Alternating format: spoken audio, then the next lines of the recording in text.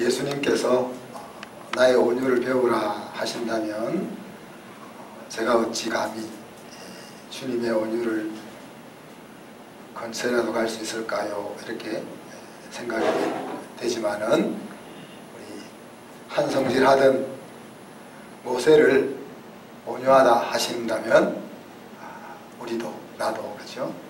또 까칠한 바울이 온유를 말한다면 우리도 온유함을 배울 수 있겠다 생각을 했습니다. 메가드 장군은 아들이 참된 힘은 온유함에 있다 하는 것을 알게 해달라고 하나님 앞에 기도했습니다. 온유함은 우리에게 하나님의 기업을 얻게 해줍니다. 악인이 잘 되는 세상에서도 살롬을 누릴 수 있게 해준다고 했습니다. 온유하게 행동한 한 주간이었죠. 얼굴이 평안한 거 보니까 온유하셨던 것 같아요. 예수님에게서 온유해지는 비결을 좀 배우셨나요?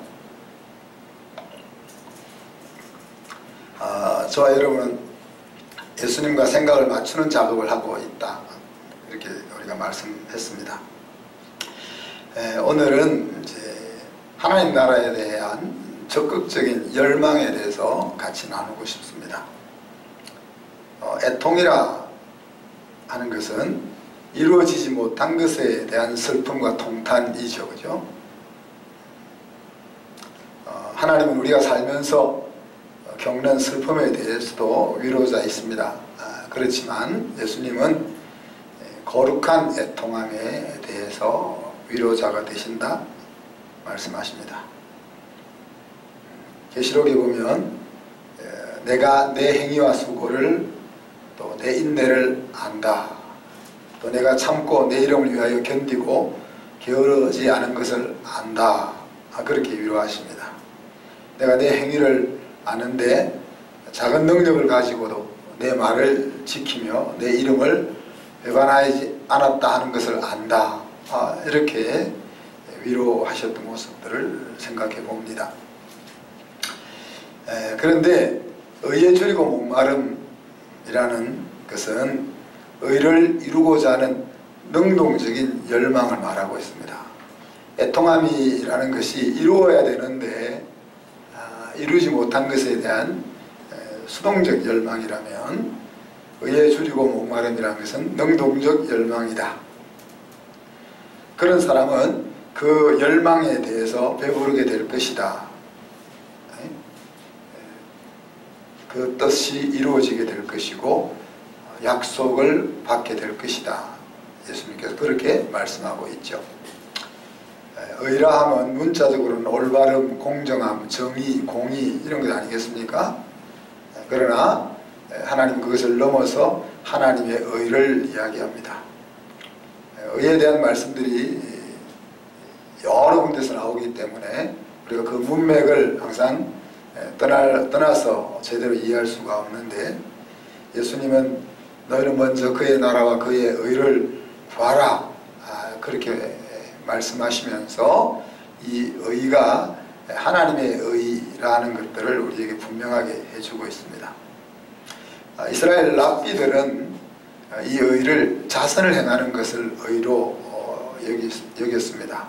그래서 이것이 이제 율법주의와 공로주의로 이어지기도 했죠. 로마서에서 바울은 의는 하나도 없다, 그렇게 말합니다.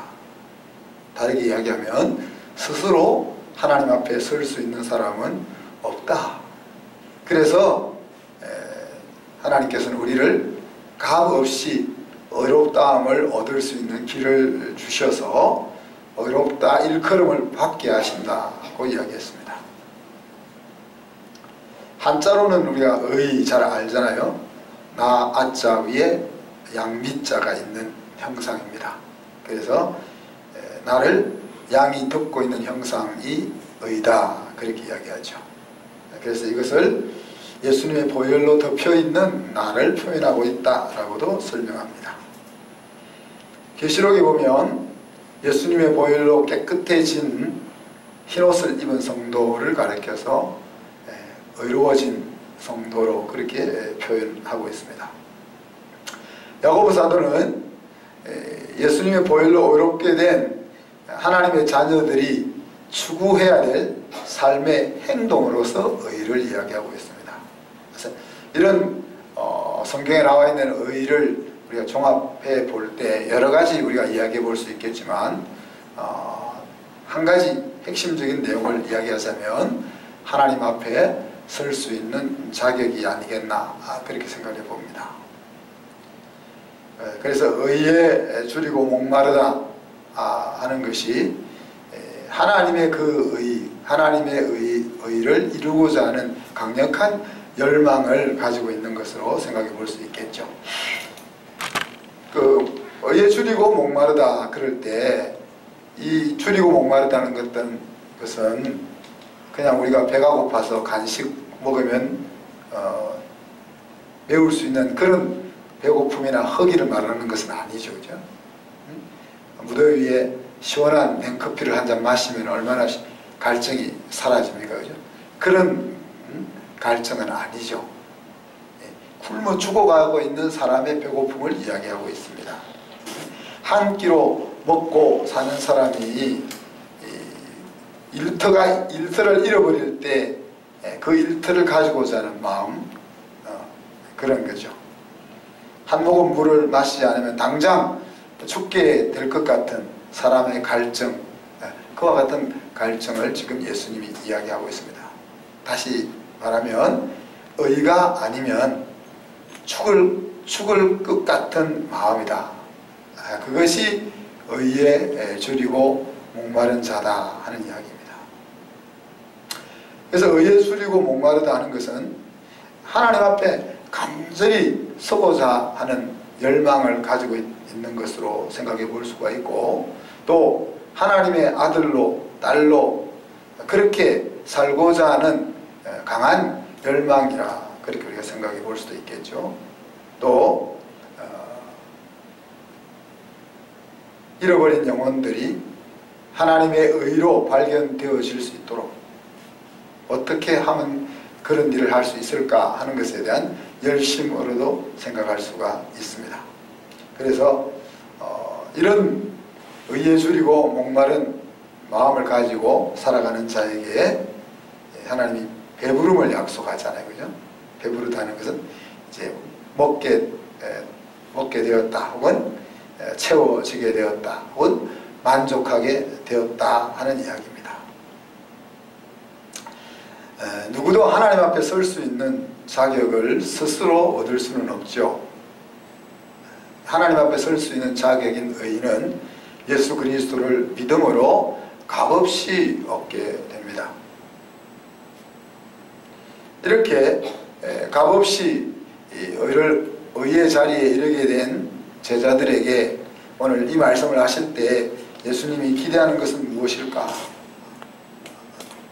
마태복음 6장 33절에 이야기한 것처럼 너희는 먼저 그의 나라와 그의 의를 구하라. 그리하면 이 모든 것을 너희에게 더하시리라. 그렇게 말씀하실 때 제자들을 포함해서 이 말씀을 듣는 사람들이 열망하는 다른 무엇이 있었던 것을 우리가 알 수 있겠죠. 그들이 인생의 승리와 행복을 위해서 꼭 필요하다고 생각하는 것이 있었을 것입니다. 그래서 예수님은 그들을 향해서 코드를 맞추고 싶은데 하나님 나라와 하나님의 의를 추구하는 것에 인생의 승리와 행복이 있도록 코드를 맞추려고 하는 것입니다. 사도 바울은 우리가 무엇을 심든지 심은 대로 거둔다 라고 말씀하셨습니다. 그렇다면 우리가 무엇에 배고파하고 무엇에 목말라 할 것인가 하는 것이 어떤 열매를 거둘 것인가를 결정한다, 그렇게 말할 수 있겠죠. 내가 지식에 목말라 있으면 열심히 공부하게 될 것이고 어느 정도 지식에 충족함을 얻게 될 것입니다. 몸이 건강에 대해서 목마름이 있으면 건강을 위해서 좋은 음식 먹고 운동하고 그런 것을 통해서 어느 정도의 건강을 얻을 수 있을 것입니다. 목마름의 정도가 얼마나 내 목마름의 정도가 얼마나 되느냐 하는 것은 내가 얼마만큼 심을 것이냐 하는 것을 좌우할 것입니다. 그죠? 물 한 잔 마시면 될 정도의 목마름일 것 같으면 적게 심을 것이고, 페트병 하나를 다 마셔도 시원하지 않을 것 같은 목마름이면 더 많은 것을 심을 것입니다. 앞에서 말씀드린 것처럼 하나님 나라에 대한 소극적인 열망이 애통함이라 한다면 하나님의 나라에 대한 적극적인 열망이 의에 줄이고 목마른 것이다.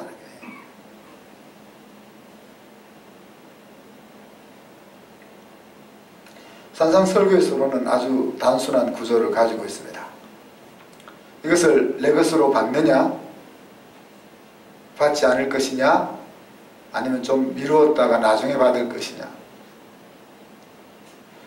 우리가 이 말씀을 들으면서 어떤 결정을 내리느냐 하는 것이 나의 생활과 또 영원한 인생의 행복으로 이어지게 되어 있다 하는 이야기죠.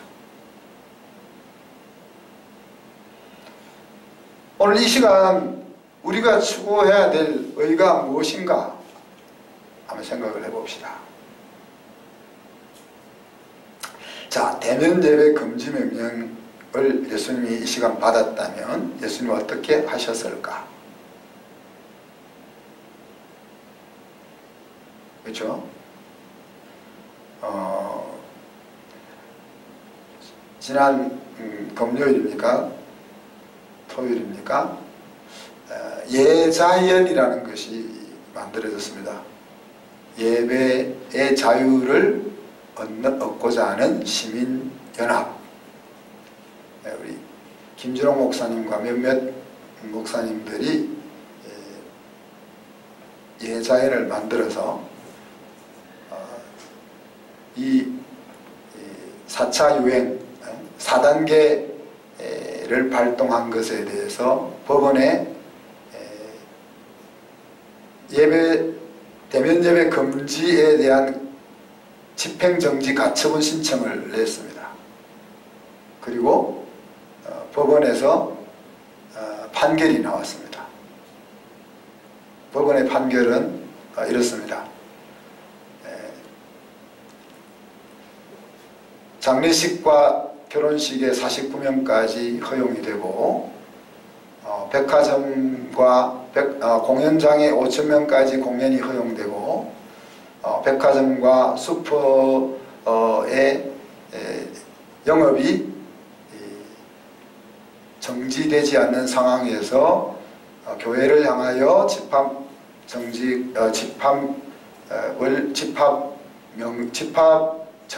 명한 우리 정부의 방침은 헌법적 권리를 제한하는 헌법적 원리에 위반된다. 그리고 다른 여러 국민들의 생활에서 허용되어 있는 것과 평등의 원칙에도 위반된다. 제가 다 읽어드릴 수는 없는데, 그래서 이제 정부가 교회를 향하여 대면 예배 금지 명령을 내린 것에 대해서 집행정지 가처분 신청을 받아들여서 예배를 못 드리게, 비대면으로 예배를 드리게 명령한 것은 위법이라 그렇게 판결이 났습니다. 대신에 19명 이하로 좌석수의 10% 미만, 그리고 19명 이하로, 비대면 예배 송출을 위해서는 우리가 20명까지 예배 송출을 드릴 수 있는데 비대면 예배로 드리려면 19명 이하로 예배를 드려라. 여기까지 정부의 그 법원에서 판결이 내려졌습니다. 일단 정부에서 예배를 중지시킨다 하는 것은 헌법적 권리를 손상시킨 것에 대해서, 또 모든 국민이 법 앞에서 평등하다 하는 그 원칙을 위배한 것에 대해서 공식적으로 법원이 인정했다 하는 것에서는 큰 의의가 있죠. 그렇지만 판사도 심히 아주 사실 힘든 결정을 내린 것 같아요. 왜? 이미 20명 미만으로 예배 송출을 위한 모임만을 허락한 정부의 방침을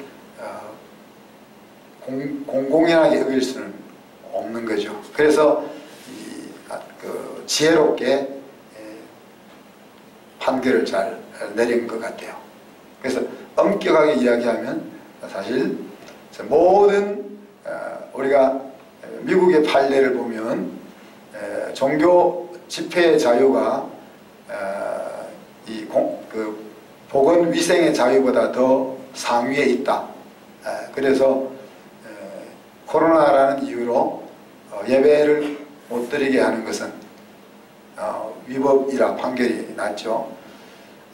이제 그런 맥락에서, 그렇지만 이 맥락이 우리 전 국민이 모든 것이 셧다운 돼야 될 그런 위기 속에 있을 때는 예배가 얼마든지 금지될 수 있는 거죠. 예를 들어서 슈퍼마켓도 문을 닫아야 되고, 공연장도 문을 닫아야 되고, 우리 직장도 문을 닫아야 되는 그런 상황이 주어졌을 때는 교회가 하나님을 예배하는 것을 멈출 수 없다라고 주장할 수 없는 거죠. 그러나 헌법적 그 가치 아래서는 지금 엄밀하게 이야기해서 우리 법원이 내린 판결도 위법인 거죠. 모든 국민들이 행동하고 있는 삶의 양식에 대해서는 동일하게 차별 없이 동일한 법적 논리가 지켜져야 되기 때문에 그렇습니다. 선교를 위해서 진리를 우리가 유보할 수 있겠는가? 우리 선교사님 지금 케냐에서 고민이시잖아요. 케냐에서 지금 선교지에서 부흥하는 교회는 주로 어디죠? 이제 나이가 들어가지고 단어를 자꾸 잊어버려요. 신사도주의 운동을 하는 교단이나 그런 모임은 부흥을 하고 있습니다. 이제 그것이 성경적으로 문제가 좀 있는 부분이 상당히 있기 때문에 그들과 함께 어떻게 할 수 있을 거냐 하는 것들을 이제 고민하는 거죠. 복음을 전해야 되고 복음을 잘 수용할 수 있는 여건을 만들어야 되는 것이 우리가 선교에서의 중요한 역할이지만은, 그렇다고 해서 진리를 타협할 수 있겠냐? 우리 선교를 위해서 예배를 유보할 수 있겠냐? 캐톨릭에서 제사를 허용함으로써 이 유교 전통 사회에 복음을 전하는 것을 더 용이하게 하는 그 원리를 우리가 예배에 적용할 수 있겠냐, 이런 이제 의문을 가질 수 있는 거죠. 주일 예배도 지키지 못하는데 삶으로 드리는 예배를 우리가 과연 지켜낼 수 있을까? 우리 한국교회 성도들의 영성이 주일 예배도 지켜내지 못하는데 삶으로 드리는 예배를 지켜낼 수 있을까? 직장은 출근하는데 예배는 드리지 않아도 되는가? 사적 모임은 제한적으로 할 수 있는데 대면 예배는 된다는 것을 어떻게 받아들여야 하는가? 이런 것이 오늘 의에 줄이고 목마른 자는 복이 있나니 라는 이 시점에서 우리 마음속에 던져야 될 질문이다. 그래서 그렇다고 우리가 또 하나님이 또 데모하면서 이렇게 나가는 걸 원하지 않으시니까 하나님이 허락한 경우가 있죠. 예배를 드리러 가다가 형제가 생명을 잃을 위기에 처한 것을 보게 된다면 그 일을 먼저 해결하고 예배 자리로 나아가라 그랬습니다. 이 경우도 예배를 중지하라가 아니고 예배의 정신을 말하고 있습니다. 우리가 예배하는 하나님은 사람을 살리고 사람에게 진정한 복을 주시는 분이기 때문에 생명의 위험 속에 놓여있는 사람들을 살피는 것은 예배의 정신과 부합된다는 이야기입니다. 의료인들이 주일에 행하는 봉사는 예배를 대신할 수 있다는 이야기죠. 예배 자리에 나오지는 못하고 이 자리에 앉아있지는 못하지만 예배에 참여하지 못하는 그 애통함을 하나님이 받으실 것이기 때문에 그렇습니다. 그리스도인이라면 스스로 예배를 멈출 수는 없습니다. 누구에 의해서 강제로 예배가 멈춰질 수는 있지만 스스로 예배를 멈출 수가 없습니다. 그 말은 예배를 대체하는 계획을 스스로 세워서는 안 된다는 말씀입니다.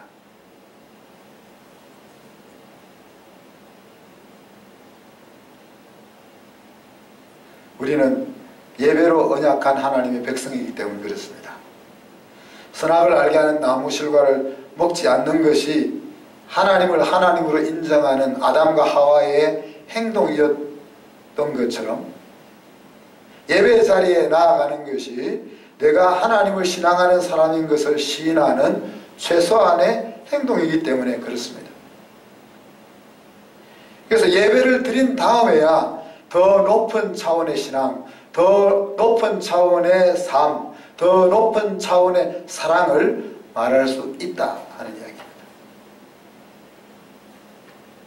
그렇다면 사회가 예배를 멈추게 강제할 때 성도는 어떻게 해야 하는가? 목숨을 걸고 저항할 수도 있고 혹은 지혜롭게 예배 드릴 수 있는 길을 찾을 수 있겠죠. 그래서 우리가 이 둘 중에 항상 선택해야 되는 거예요. 예배가 사회적으로 금지될 때 이것을 목숨 걸고 저항해야 될 것이냐 아니면 지혜롭게 예배 드릴 길을 찾아야 할 것이냐. 자, 불법이라는 뭡니까? 불법 말 그대로 이제 우리 불법이라는 말은 법을 따르지 않는 것을 불법이라 그렇게 말하지 않습니까? 행악하고는 의미가 다릅니다. 불법이라는 말과 악을 행한다는 것과는 말이 다릅니다. 행악이라 하면 하나님이 주신 인류 보편적 가치를 무너뜨리는 행위를 말합니다. 미국 사회에 동성애가 불법이 아니죠. 그렇지만 행악입니다.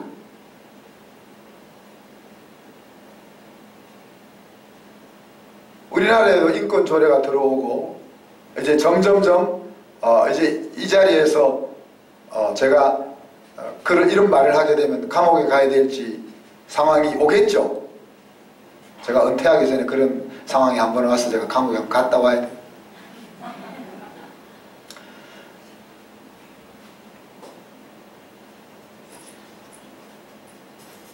그것이 불법은 아니지만은 행악이란 말이에요.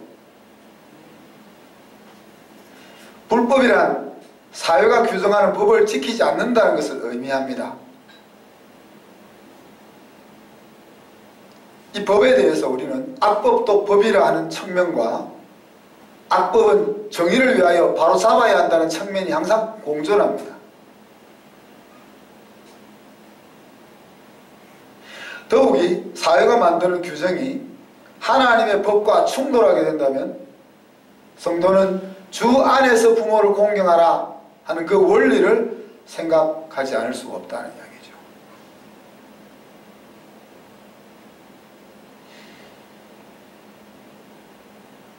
물론 어떻게 바로잡을 것인가 하는 부분에 있어서는 깊이 논의가 필요하고 지혜가 필요합니다. 신앙을 금지하는 북한에서 성도들은 지하교회라는 방법으로 불법을 저지르고 있습니다. 하나님 보시기에 그들이 불법인가? 신앙의 자유를 금하는 북한 정권이 불법인가?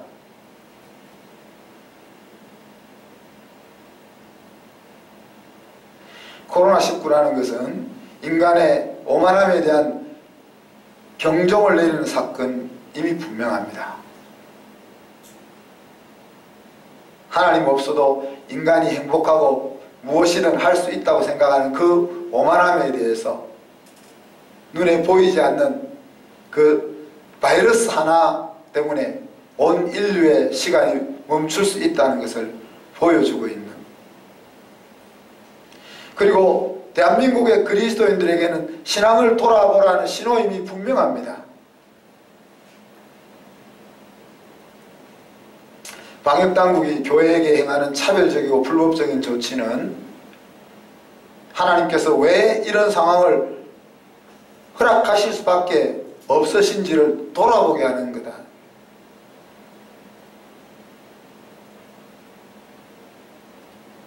비대면 예배 허용이라는 단어 자체가 불법입니다.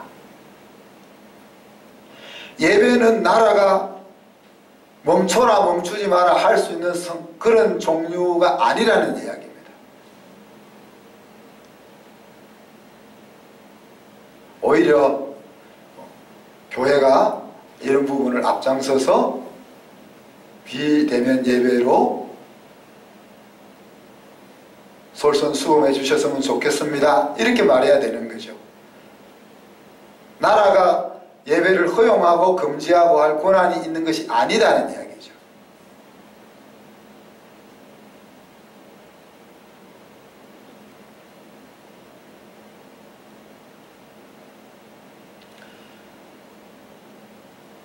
우리가 주일을 하나님께서 특별한 날로 구별하시고 복 주시고 예배드리며 또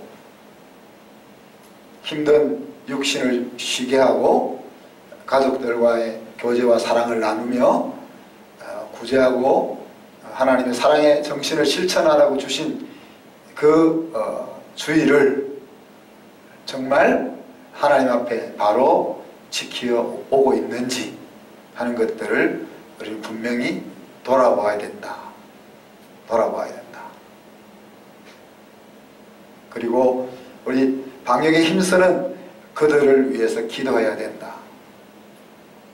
그들에게 지혜를 하나님이 주시고 그들에게 용기를 주셔서 이 코로나19라는 이 상황을 한 번도 경험해 보지 못했던 이 질병의 상황을 공평하고도 정의롭고도 모든 국민에게 일상을 돌려줄 수 있는 그 방법들을 찾을 수 있도록 우리 기도해야 할 것입니다.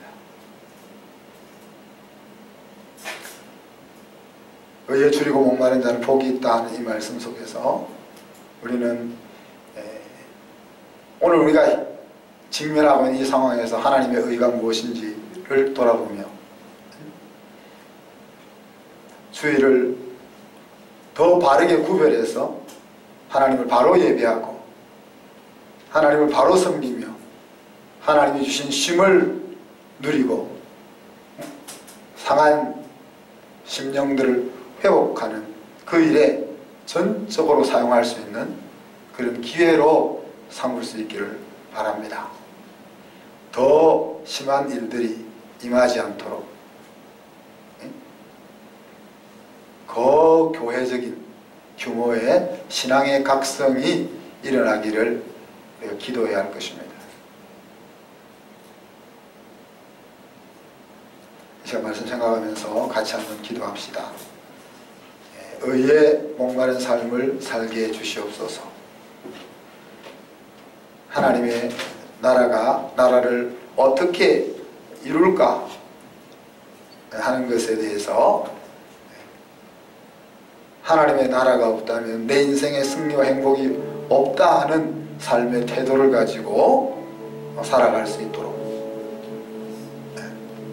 그리고 하나님의 의롭다 하심을 입은 자로서 우리가 매일매일 살아가는 그 삶 가운데 어떻게 하나님의 의가 우리의 생활 가운데 나타나게 할 수 있을까 하는 것을 우리가 기도합시다.